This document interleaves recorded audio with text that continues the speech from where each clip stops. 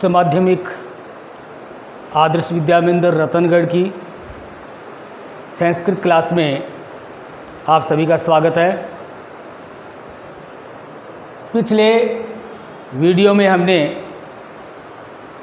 दीर्घ संधि का पहला नियम पढ़ा था। आज हम दीर्घ संधि का दूसरा नियम पढ़ेंगे। दीर्घ संधि नियम नंबर 2, ई ऑब्लिक बड़ाई प्लस ई ऑब्लिक बड़ाई, अर्थात आदेश क्या हुआ? बड़ाई। ई प्लस ई होगा तो भी आदेश बड़ाई होगा, ई प्लस बड़ा ई होगा तो भी आदेश बड़ा ई होगा, बड़ा ई प्लस छोटा ई होगा तो भी आदेश बड़ा ई होगा, और बड़ा ई प्लस बड़ा ई होगा तो भी आदेश बड़ा ई होगा, अर्थात दीर्घ होगा। अब इसके उदाहरण है गिरी प्लस ईसे। गिरी में से हमने ई निकाल लिया, स्वर निकलने के बाद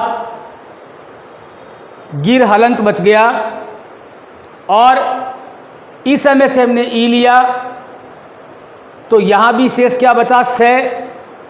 आदेशित क्या हुआ? बड़ा ई, इसको हम यहाँ ले आए। वापिस जब मिलान करेंगे तो ये इसमें स्वर नहीं है अभी, ये ई वाला स्वर मिलने के बाद ये पूर्ण हो जाएगा तो हमारे पास शब्द आ जाएगा गिरीशः। अगला उदाहरण है कपि प्लस ईसे। कपि में से हमने ई यानी स्वर निकाल लिया तो कप शब्द हमारे पास हलंत बच गया। उसके बाद ईसे में से ई लिया तो शेष भाग हमारे पास सह बच गया, इसको हम यहाँ ले आए। अब ई प्लस ई, छोटा ई प्लस बड़ा ई का आदेश क्या हुआ? बड़ा ई, इसको हम यहाँ ले आए। वापिस जब मिलान करेंगे तो कप शब्द में ईश्वर मिलने से ये कपिश शब्द हो जाएगा। कप ई स बराबर कपिश। इसके बाद अगला उदाहरण है स्त्री प्लस ई से।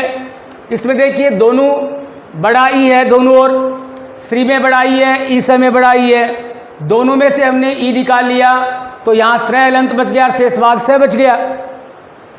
अब दोनों बड़ा ई का जब मिलान किया तो नियमानुसार बड़ा ई आदेश हुआ। अब श्रेय हलंत बचा, ई आदेशित और सह शेष भाग। अब हम तीनों को मिलान करेंगे तो हमारे पास शब्द आएगा स्त्री से। अगला है रवि प्लस इंद्र। रवि में से हमने ई लिया, इसमें देखो दोनों छोटा ई है, रवि प्लस इंद्र में, तो रवि में से ई लिया, रव हलंत बच गया। इंद्र में से ई लिया, अंद्र बच गया, और दोनों ई के मिलान से, छोटे ई के मिलान से दीर्घ आदेश हुआ बड़ा ई, जिसको हम यहाँ ले आए। तो रव ई अंद्र बराबर शब्द बना रविंद्र। अब इसका नियम नंबर 3, दीर्घ संधि का नियम नंबर 3, उ ऑब्लिक बड़ा उ प्लस उ ऑब्लिक बड़ा उ बराबर आदेश क्या हुआ? दीर्घ बड़ा उ। इसके उदाहरण है जैसे विष्णु प्लस उदय। विष्णु प्लस उदय दोनों में छोटा उ है। विष्णु में से उ निकाला तो विष्णु शब्द हलंत बच गया स्वर निकलने के बाद, और उदय में से हमने उ लिया तो या दय शेष भाग बच गया। अब छोटा उ प्लस छोटा उ आदेश क्या हुआ? बड़ा उ नियमानुसार। तो विष्णु उदय बराबर शब्द बना विष्णुदय। विष्णुदय शब्द बनेगा उसमें ये मात्रा बड़ी आएगी ओ की। अगला है गुरु प्लस उपदेश है। गुरु प्लस उपदेश है, गुरु बड़ा उ प्लस छोटा उ बराबर आदेश क्या हुआ? बड़ा उ। गुरु में से उ लिया, गुरु शब्द हलंत बच गया, और आदेशित क्या था? बड़ा उ, उसको यहाँ ले आए। शेष भाग क्या बचा? पदेश है, इसको यहाँ ले आए। वापिस जब मिलान करेंगे तो ये गुरु शब्द में उ स्वर मिलने के बाद ये शब्द बन जाएगा गुरुपदेश। इसका नियम नंबर 4, री प्लस बड़ा री ऑब्लिक बड़ा री प्लस री ऑब्लिक बड़ा री आदेश क्या हुआ? दीर्घ बड़ा री। जैसे होत्री प्लस रिकार है, होत्री में से री निकाला, होत शब्द हलंत बच गया, और रिकार्य में से री निकाला, कार्य शब्द हलंत बच गया। अब आदेशित क्या हुआ, बड़ा री, इसको हम यहाँ ले आए। वापिस जब मिलान करेंगे तो ये हमारे पास शब्द आएगा होत्री कार्य। होत्री कार्य में बड़ा री है, एक होता है छोटा री, एक बड़ा री, इसमें बड़ा री है तो शब्द बना होत्री कार्य। इसी प्रकार नियम नंबर 4 का उदाहरण है पितृ प्लस ऋणम। पितृ में से हमने री निकाला, पित शब्द हमारे पास हलंत बच गया। ऋणम में से री लिया, ऋणम शब्द शेष भाग बचा। और इन दोनों री के मिलान से आदेश क्या हुआ, बड़ा री, क्योंकि हमारी ये संधि कौन सी चल रही है, दीर्घ संधि। तो पित, बड़ा री और णम, ये शब्द क्या आया, पितृणम। अब पितृणम शब्द लिखेंगे तो इसमें बड़ा री आएगा यहाँ। अगला है भातृ प्लस ऋणम। भातृ में से री लिया, भात शब्द हलंत बच गया। ऋणम में से री लिया, ऋणम शब्द शेष भाग बच गया। दोनों री के मिलान से बड़ा यानी दीर्घ री उत्पन्न हुआ, जिसको हम यहाँ ले आए। अब भात, री और णम मिलाएंगे तो क्या बच जाएगा, भातृणम। अगला है मातृ प्लस ऋणम। मातृ में से हमने री लिया, मात शब्द हलंत बच गया। ऋणम में से री लिया, णम शब्द हलंत बच गया। अब णम से शब्द बच गया। अब दोनों री के मिलान से बड़ा दीर्घ री उत्पन्न हुआ, जिसको हम यहाँ ले आए नियमानुसार। मात री णम बराबर मातृणम। इसी के साथ दीर्घ संधि का ये चैप्टर यहीं संपन्न होता है। अगली है हमारी हल संधि 2 नंबर की।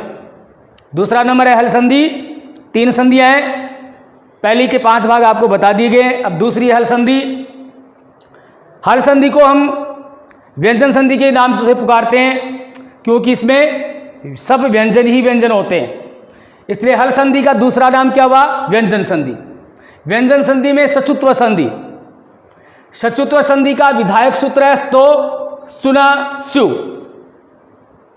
अर्थात इसका मतलब है ये स, आप देख रहे हैं बोर्ड पे, ये स यानी सकार तय वर्गियो, इस स का और तय वर्ग का सकार चय वर्गियो। अब ये स है संकर वाला, इस सकार और चय वर्गाभ्याम इनके साथ योगे संयोग होने पर सकार चय वर्गोस्तय, सकार चय वर्ग उत्पन्न होगा।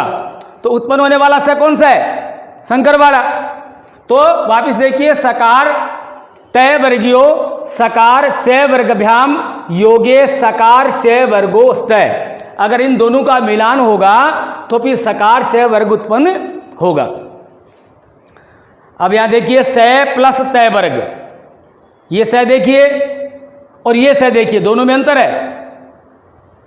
इस स का प्लस तय वर्ग का इस स और इस चय वर्ग के साथ मिलान होने पर उत्पन्न क्या होगा, स और चय वर्ग, स और चय वर्ग, ये संकर वाला स। अब यहां देखिए, इसका मतलब अगर ये स है तो फिर आदेश क्या होगा, ये स हो जाएगा। अगर तय है तो आदेश क्या हुआ, चय हो जाएगा।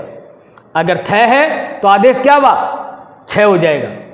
यानी इधर चल रहा है चय वर्ग और इधर चल रहा है तय वर्ग। अब थ का छ आदेश हुआ, द का ज आदेश हुआ। इसी प्रकार ध का ज आदेश होगा और न का य आदेश होगा। इसके उदाहरण हम अगले वीडियो में देखेंगे।